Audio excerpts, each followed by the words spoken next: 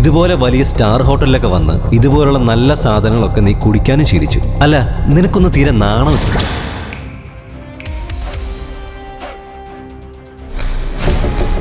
Sir, കമ്പനിയുടെ official mail I ഡിയിലേക്ക് ഒരു നോട്ടിഫിക്കേഷൻ വന്നിട്ടുണ്ട്.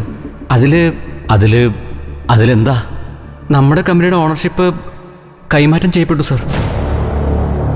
നമ്മുടെ ഷെയർ ഹോൾഡേഴ്സിൻ്റെ അടുത്ത് നിന്ന് 55% ഷെയർ ഒരേ ഒരാൾ വാങ്ങി സർ. ഇനി മുതൽ അദ്ദേഹമായിരിക്കും സർ നമ്മുടെ കമ്പനിയുടെ CEO. അതെങ്ങനെ സംഭവിക്കും? ആരുടെ പേരിലാണ് ഷെയർ ഒക്കെ പോയിട്ടുള്ളത് സർ? അത് പിന്നെ മര്യാദയ്ക്ക് നീ പറയുന്നുണ്ടോ ഇല്ലയോ? ഇതും പറഞ്ഞ് പ്രദീപ് വർമ്മ ദേഷ്യത്തിൽ സ്റ്റാഫിന്റെ ഷർട്ടിൽ കയറി പിടിച്ചു. നിന്റെ കണ്ണിൽ തെളിയുന്ന ഭയം കാണുമ്പോ നീ കണ്ട പേര് ഋഷിൻ വർമ്മ. സ്വന്തം കുടുംബം തന്നെ അവഗണിച്ചു, അപമാനിച്ചു നിർത്തിയ ഒരുവനെ തേടി നഗരത്തിലെ തന്നെ ഏറ്റവും വലിയ കോടീശ്വരന്മാരിൽ ഒരാൾ വരുന്നു. ഒന്നിനും കൊള്ളാത്തവനെന്ന് സ്വന്തം ഭാര്യ തന്നെ മുദ്രകുത്തി അവന്റെ കൈകൾ പിടിച്ച് ആ കോടീശ്വരൻ കെഞ്ചത് എന്തിനാണ്? ഏയ് ശ്രീലക്ഷ്മി, ഹോട്ടലിന് പുറത്ത് നിറയെ പിച്ചക്കാരെ കാണുന്നുണ്ട്. പക്ഷെ നിന്റെ ഭർത്താവിനെ മാത്രം കാണുന്നില്ലല്ലോ. എപ്പോഴത്തെയും പോലെ എച്ചില് തിന്നാൻ വേണ്ടി അവൻ ഇങ്ങോട്ട് വരുമല്ലോ അല്ലേ? അല്ല, ഇന്നെങ്കിലും ഒരു നല്ല ഡ്രസ്സിൽ വരുമോ അവൻ? അതോ പതിവ് പോലെ ഏതെങ്കിലും കീറിയ തുണി കൊടുത്താണോ വരിക? ഏയ്, മര്യാദയ്ക്ക് സംസാരിക്ക്. എന്റെ ഭർത്താവ് പഴയ ഡ്രസ്സ് ധരിച്ചാണ് വരുന്നതെങ്കിൽ കൂടി അത് അദ്ദേഹം അധ്വാനിച്ച് കഷ്ടപ്പെട്ട് വാങ്ങിയതായിരിക്കും. നിങ്ങളെപ്പോലെ മുത്തശ്ശിയെ മണിയടിച്ച് അവരുടെ സ്വത്തിൽ നിന്നും അടിച്ചുമാറ്റി ഉണ്ടാക്കിയതല്ല. എന്ത്? ഞങ്ങൾ കള്ളന്മാരാണെന്നോ? നമ്മുടെ കമ്പനിയുടെ പേരിൽ കോടിക്കണക്കിന് രൂപ കടം വാങ്ങിയിട്ട് ഇപ്പൊ ഞങ്ങളെ കള്ളന്മാരെന്ന് വിളിക്കുന്നു. നീ എന്താ പരുങ്ങുന്നത്? എനിക്ക് മാത്രം അറിയാവുന്ന ഈ രഹസ്യം മുത്തശ്ശിയുടെ ചെവിയിൽ എത്തിയാലുണ്ടല്ലോ, പിന്നെ ദൈവം തമ്പുരാൻ തന്നെ ഇറങ്ങി വന്നാലും നിന്നെയും നിന്റെ ഭർത്താവിനെയും രക്ഷിക്കാൻ പറ്റില്ല. വ്യക്തമായി അറിയാതെ ഒരു കാര്യത്തെപ്പറ്റി സംസാരിക്കരുത് സിദ്ധാർത്ഥ്. കമ്പനിയുടെ കാര്യത്തിൽ എനിക്കും കരുതലുണ്ട്. അത് ഞാനുണ്ടാക്കിയ കടമാണെങ്കിൽ അതെങ്ങനെ വീട്ടണമെന്നും എനിക്കറിയാം. അതെന്റെ മാത്രം പ്രശ്നമാണ്. ഓ, അങ്ങനെയാണോ മേഡം? പക്ഷെ നീ പറഞ്ഞ ഈ പ്രശ്നമുണ്ടല്ലോ, അത് എപ്പോ വേണമെങ്കിലും ഇങ്ങോട്ട് വരാം. നീ തിരിച്ചടയ്ക്കാത്ത പൈസയുടെ പേരിൽ തന്നെ എപ്പോ വേണമെങ്കിലും അറസ്റ്റ് ചെയ്ത് കൂട്ടിക്കൊണ്ട് പോവാൻ നിന്നെ. ഇന്നത്തോടെ നിന്റെയും നിന്റെ ഭർത്താവിന്റെയും കാര്യത്തിൽ ഒരു തീരുമാനമാവും. റെഡിയായിട്ടിരുന്നോ നീ? പാർട്ടി നടന്നുകൊണ്ടിരിക്കുമ്പോൾ തന്നെ മറ്റുള്ളവരുടെ മുന്നിൽ വെച്ച് സിദ്ധാർത്ഥും കാർത്തികയും ശ്രീലക്ഷ്മിയെ അപമാനിച്ചപ്പോൾ അവൾ ആകെ വല്ലാതായി. എന്നാൽ ആ പാർട്ടിയുടെ സ്വഭാവം പെട്ടെന്ന് തന്നെ മാറി. അവിടേക്ക് ആ വലിയ കുടുംബത്തിന്റെ നാഥയും വർമ്മ ഗ്രൂപ്പ് ഓഫ് കമ്പനീസ് എന്ന വലിയ ബിസിനസ് ഗ്രൂപ്പിന്റെ തലപ്പത്തിരിക്കുന്നവരുമായ മഹാദേവി വർമ്മ കടന്നു വന്നു.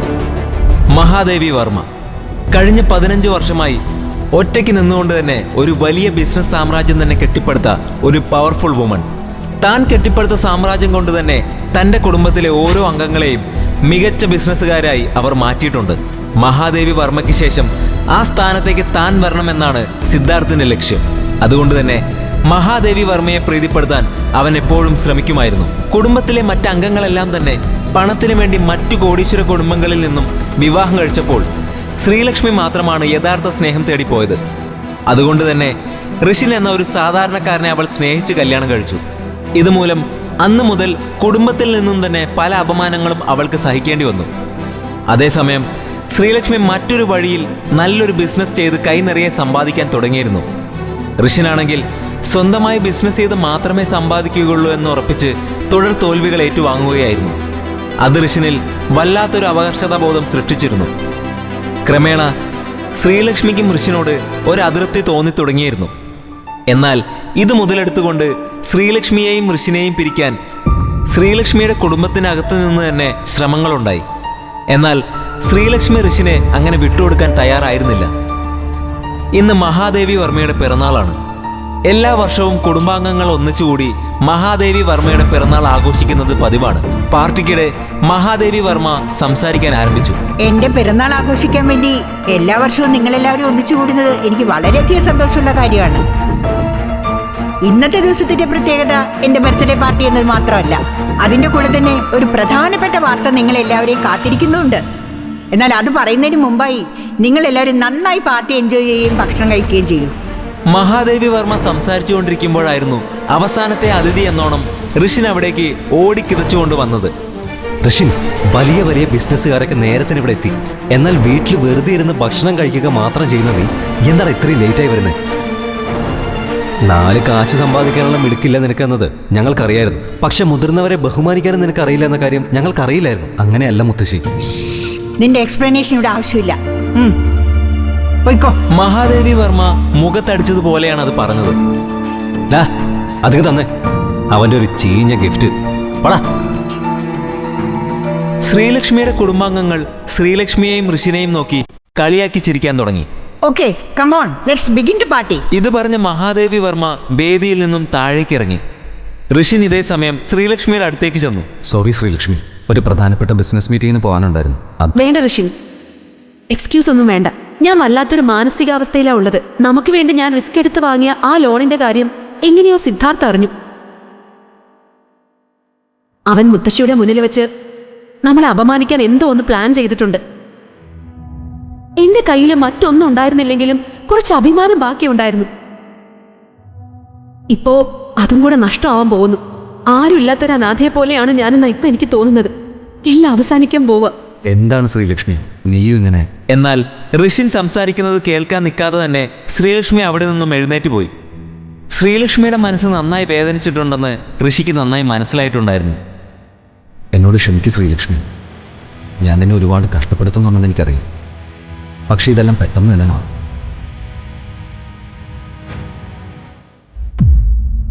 ഇന്ദ്രപ്രസ്ഥം എന്ന വമ്പൻ ഗ്രൂപ്പിന്റെ ഉടമയും കൊച്ചിയിലെ കോടീശ്വരന്മാരായ ബിസിനസ്സുകാരിൽ ഒരാളുമായ പ്രദീപ് വർമ്മ തന്റെ ഓഫീസിൽ ആകെ ദേഷ്യത്തിലിരിക്കുകയായിരുന്നു. നിങ്ങളൊക്കെ എന്ത് ചെയ്യുമായിരുന്നു ഇത്രയും നാള്? ഇനി എത്രയെന്ന് വെച്ചിട്ടാണ് ഞാൻ നിങ്ങൾക്ക് സമയം തരിക? ഇത്രയും നാളായിട്ട് നിങ്ങൾക്ക് അവനെ പിടിക്കാൻ കഴിഞ്ഞോ? What the hell is happening here? ഞങ്ങൾ എല്ലാവരും വളരെ കാര്യമായി ശ്രമിക്കുന്നുണ്ട് സാർ. ഒന്ന് പോടും. പക്ഷെ അദ്ദേഹം എവിടെയാണുള്ളതെന്ന് ഇതുവരെ കണ്ടെത്താൻ ഞങ്ങൾക്ക് കഴിഞ്ഞിട്ടില്ല സാർ. ഒരു ചെറിയ ക്ലൂ കിട്ടിയാൽ തന്നെ മതിയാകും സാർ. എന്ത്? നിങ്ങൾ ഇപ്പോഴും ക്ലൂ കിട്ടാൻ വേണ്ടി കാത്തു നിൽക്കുകയാണോ? ഇനി ഞാൻ പറയുന്നത് ശ്രദ്ധിച്ചു കേട്ടോ. അവനെ എത്രയും പെട്ടെന്ന് കണ്ടുപിടിക്കുന്നതാണ് നിങ്ങൾക്കും നല്ലത്, ഈ കമ്പനിക്കും നല്ലത്. ഇല്ലെങ്കിൽ നിങ്ങളുടെ അത്രയും പേരുടെ കാര്യത്തിൽ ഞാനൊരു തീരുമാനം എടുക്കും. Now get lost. പ്രദീപ് വർമ്മയുടെ ഈ സംസാരം കേട്ട് അവിടെ കൂടി നിന്ന എല്ലാവരുടെയും കണ്ണിൽ മരണഭയം തെളിഞ്ഞിരുന്നു. കാരണം പ്രദീപ് വർമ്മ കേരളത്തിലെ തന്നെ എണ്ണപ്പെട്ട കോടീശ്വരന്മാരിൽ മുൻനിരയിലുള്ള ആളായിരുന്നു. രാഷ്ട്രീയത്തിലും അദ്ദേഹത്തിന് നല്ല പിടിപാടായിരുന്നു. അദ്ദേഹം വിചാരിച്ചാൽ അന്നാട്ടിൽ എന്തും നടത്താൻ സാധിക്കുമായിരുന്നു. എന്നാൽ സമൂഹത്തിൽ ഇത്രയും വലിയ സ്ഥാനം വഹിക്കുന്ന ഒരാൾ ഇപ്പോൾ ആരെയോ അന്വേഷിച്ചു കൊണ്ടിരിക്കുകയാണ്. പ്രദീപ് വർമ്മയുടെ ആ തിരക്ക് പിടിച്ച അന്വേഷണത്തിന്റെ കാര്യം എന്താണ്? അതേസമയം മഹാദേവി വർമ്മയുടെ പാർട്ടി നടക്കുന്ന സ്ഥലത്ത് ഋഷിൻ ഒരു ടേബിളിലായി ഇരിക്കുകയായിരുന്നു. ദൂരെ ഒരിടത്ത് കരഞ്ഞുകൊണ്ടിരിക്കുകയായിരുന്ന തന്റെ പ്രിയപ്പെട്ട ഭാര്യ ശ്രീലക്ഷ്മിയെ ശ്രദ്ധിച്ച ഋഷിൻ ഇനിയും ഇങ്ങനെ അടങ്ങിയിരുന്നാൽ ശരിയാവില്ല എന്ന് തീരുമാനമെടുത്തു.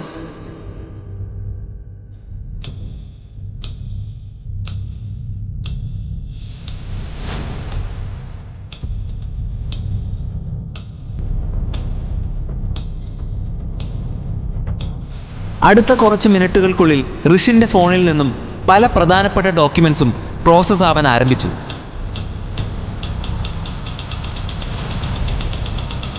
സാർ, ഒരു പ്രധാനപ്പെട്ട കാര്യം പറയാനുണ്ട്. നമ്മൾ ഇത്ര നാൾ തേടിക്കൊണ്ടിരുന്ന ആള് നമുക്ക് കിട്ടി sir. What? Where is he? അവനെ വിളിച്ചുകൊണ്ട് വരണ്ടേ അപ്പൊ തന്നെ?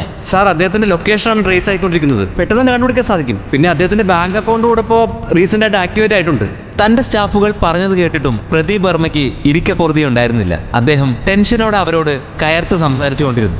അവനെ എത്രയും പെട്ടെന്ന് കണ്ടുപിടിച്ച് ഇവിടേക്ക് കൂട്ടിക്കൊണ്ട് വരാൻ പറ്റുമോ അത്രയും പെട്ടെന്ന് തന്നെ ചെയ്യ്. അവനിവിടെ എത്തിക്കാൻ വൈകുന്ന ഓരോ നിമിഷവും ഈ ഇന്ദ്രപ്രസ്ഥം ഗ്രൂപ്പിന്റെ അടിത്തറ ഇളയിക്കൊണ്ടിരിക്കുകയാണെന്ന് ഓർമ്മയിൽ വെച്ചു എല്ലാവരും. Now go. Okay sir.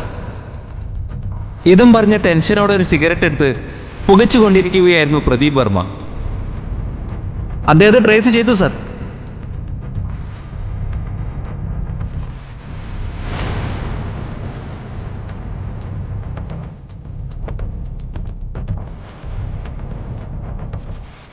Pradeep വർമ്മയുടെ premium കാറും പരിവാരങ്ങളും ചീറിക്കൊണ്ട് പറന്നു.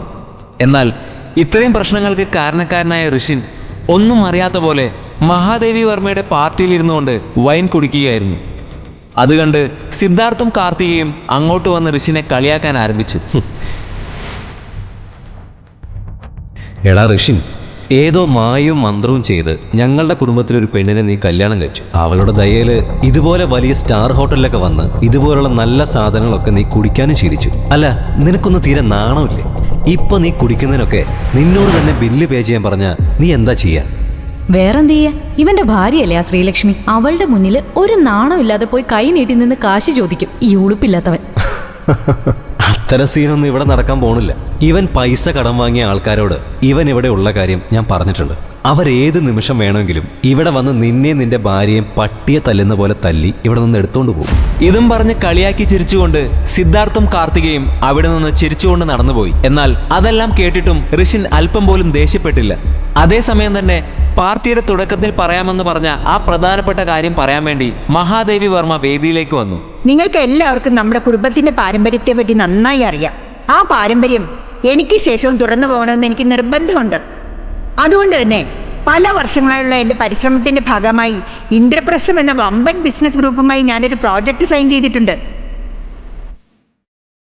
ഇത് ഉറപ്പായും നമ്മുടെ ബിസിനസ് വളരാൻ സഹായിക്കും.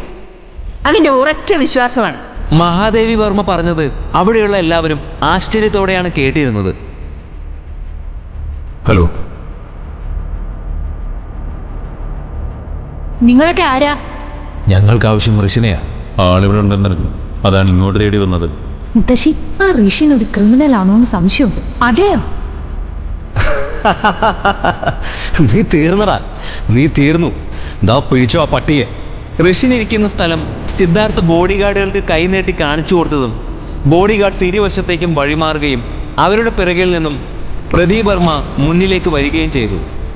പ്രദീപ് വർമ്മ സാർ ഈ പാർട്ടിക്ക് വരുമെന്ന് ഞാൻ ഒട്ടും പ്രതീക്ഷിച്ചില്ല.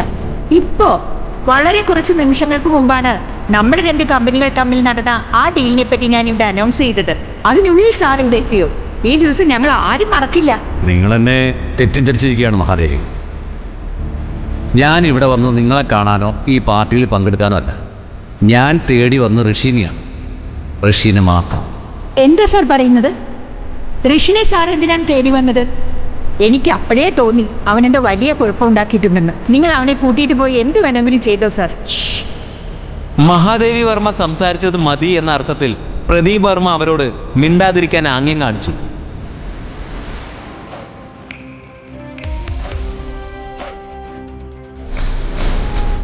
സർ, കമ്പനിയുടെ ഒഫീഷ്യൽ മെയിൽ ഐ ഡിയിലേക്ക് ഒരു നോട്ടിഫിക്കേഷൻ വന്നിട്ടുണ്ട്. അതിലെന്താ?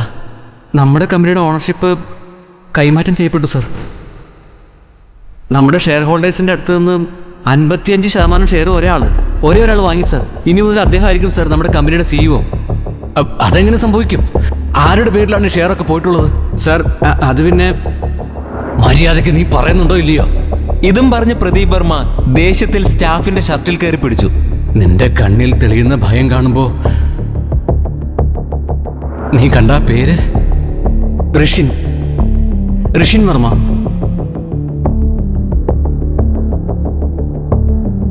ആ നിമിഷം പ്രദീപ് വർമ്മ ആകെ ഒന്ന് ഞെട്ടിത്തരിച്ചു.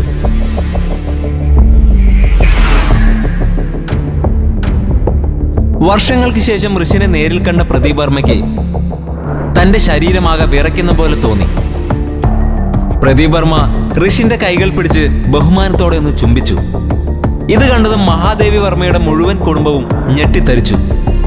അത്രയും വലിയ ബിസിനസ് സാമ്രാജ്യത്തിന്റെ ഉടമയായ തന്റെ ചേട്ടന്റെ മകൻ ഋഷിനെ ഇത്രയും നാൾ ആ സാമ്രാജ്യത്തിനകത്തേക്ക് കടത്തിവിടാതെ പ്രദീപ് വർമ്മ തടഞ്ഞു നിർത്തിയത് എന്തിനായിരുന്നു?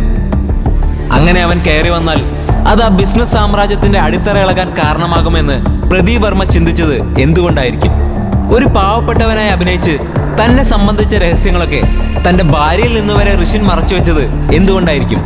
യഥാർത്ഥത്തിൽ ആരാണ് ഋഷിൻ?